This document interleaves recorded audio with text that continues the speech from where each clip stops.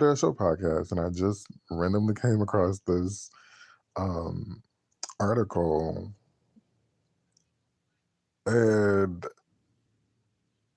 why did I click this? I don't know. Oh, I clicked it because I wanted to read what it was talking about because the Luther Vandross documentary is coming out, and then I'm just like reading a little bit, and it just like Patti LaBelle catches some random stray. So let's see what they're talking about. Filmmaker Don Porter discusses the R&B legend's rich career as his battles with his sexuality and overeating. That's not funny. Okay. She also explains. Oh, it's a woman. Okay. She also explains why his close friend Patti LaBelle doesn't appear in the doc. Let's read on.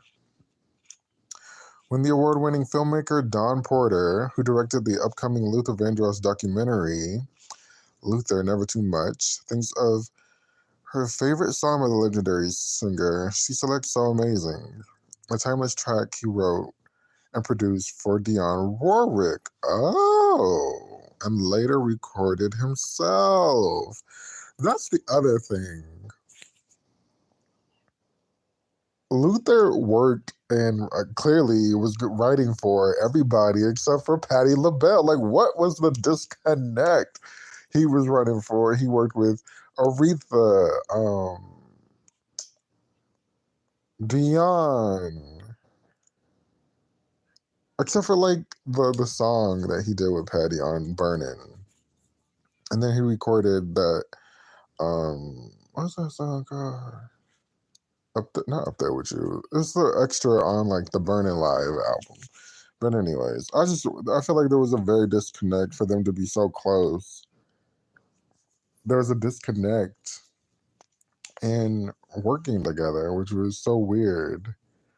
But then she pauses. I think it's hard for me because I'm very attached to some of the scenes right now, she says. Then she speaks about Any Love. Luther Vandross's autobiographical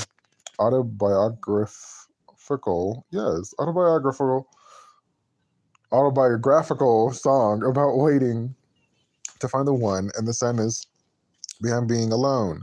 The track topped the R&B charts in the late 80s. I really want him to be able to tell you his story as much as possible. Hold on. As much as possible. So how do you do that with someone who's not with us and who didn't tell a lot? a lot. Oh, I'm saying that. A lot of that was thinking about the lyrics. On Any Love, he was just endlessly frustrated with the absence of a romantic partner in his life, she tells the Hollywood Reporter. So through his lyrics, I think you get to know a little bit more about him, allegedly. Luther, I didn't mean to say that.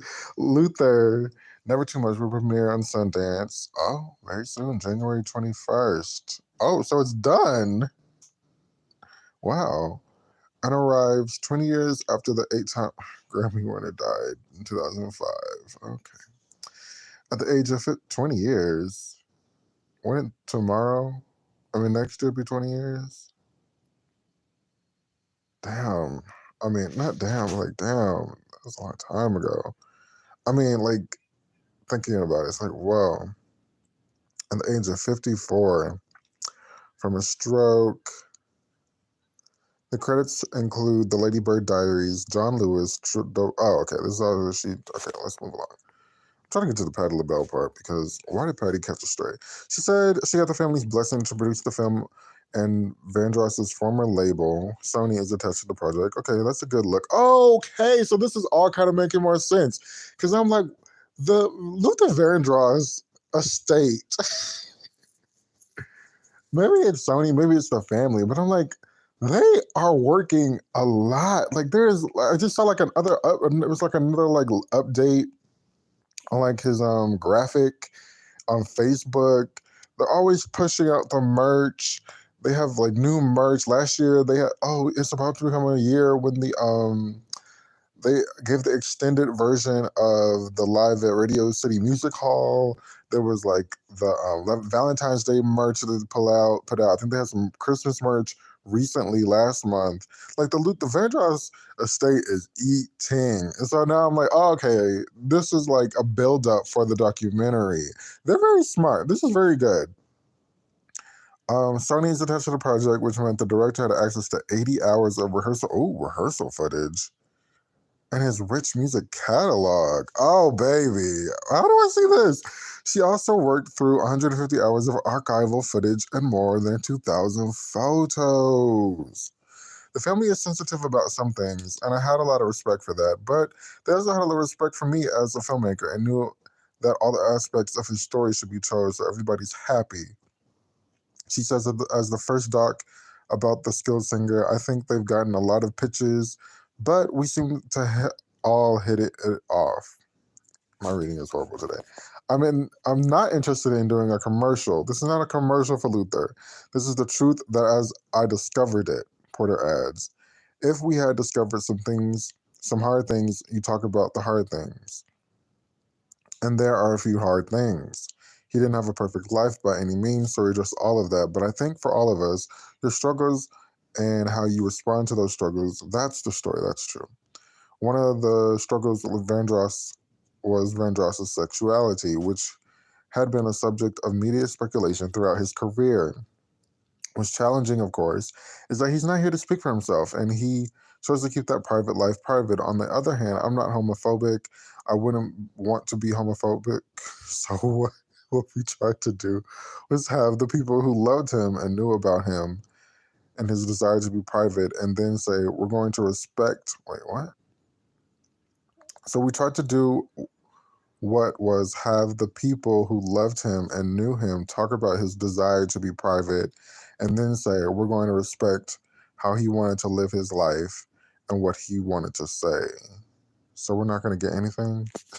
I mean, not that I don't think there's like a whole lot to say, but we worked hard through on that section because I think on one hand, nobody should be outed. On the other hand, okay, I don't understand this whole outed thing. Don't you just wish Luther could live in 2024?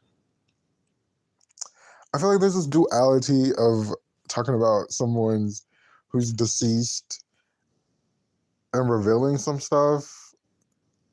Because I'm just like, it doesn't matter at the end of the day. He's dead now. Like what? The world has changed. I mean, acknowledging it and saying it is different than keeping it private, which is what she makes it seem like the people in the documentary are going to be like, not really talk about it. When, why not just talk about it? The world has really changed. The world was different then. George Michael's wasn't out. AIDS wasn't rampant. There was a lot of discrimination. So I feel comfortable respecting his choices, but saying that was a struggle. The conversation around his sexuality was always a conversation that he struggled with, just like he struggled with his weight and his lack of love. Do we get to the Patty part? Let me search for her name because I don't. Here we go. Some of Vandross's former bandmates and collaborators chimed in about his personal life and legacy in the film, including his musical. Are you kidding me? Marcus Miller. They got Mariah and No Patty. Oh, I don't want to read this part. Okay, let me finish. Clive Davis, Valerie Simpson, Jamie Foxx. Okay, whatever. Who also produced the doc One Person Missing. Close friend Patti LaBelle.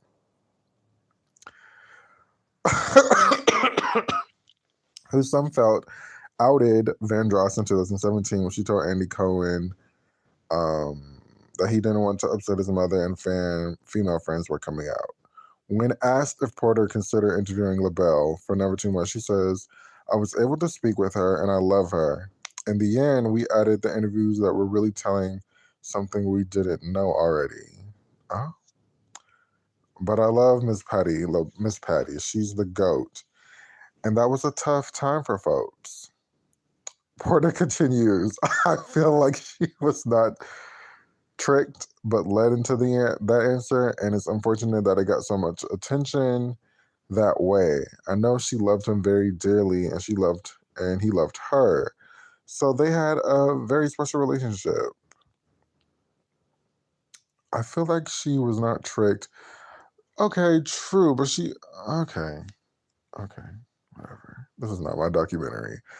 Vandross had grown up adoring LaBelle so much that he founded her first Patti LaBelle fan club. Hello, in high school, he performed on the first Sesame Street season of Sesame Street.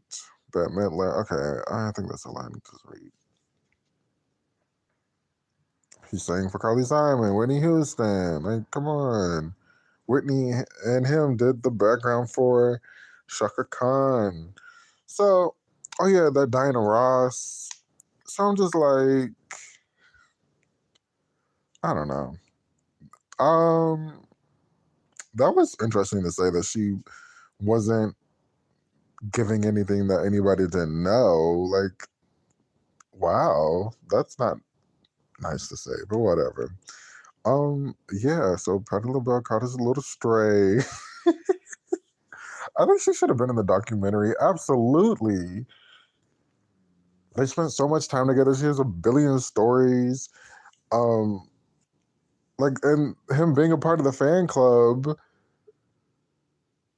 and loving all these different women inspired him. So I'm just like, why not have her in it? I don't know. That was interesting. That was an interesting question. And I feel like she's being punished because of what she said.